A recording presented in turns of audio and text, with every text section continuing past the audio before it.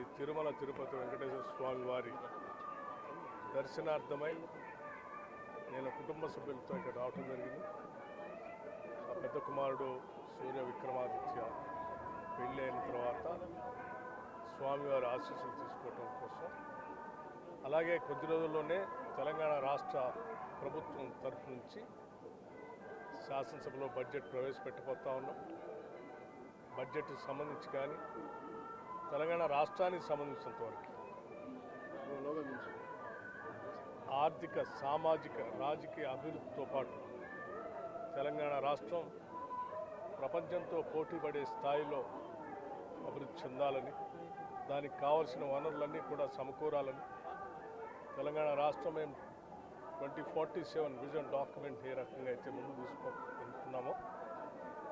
ఆ స్థాయిలో అభివృద్ధి జరగడానికి కావలసినటువంటి సహాయ సహకారాలు, స్వామివారి ఆశీస్సులు, ఆర్థిక వనరులు, సంక్షేమము, అభివృద్ధి,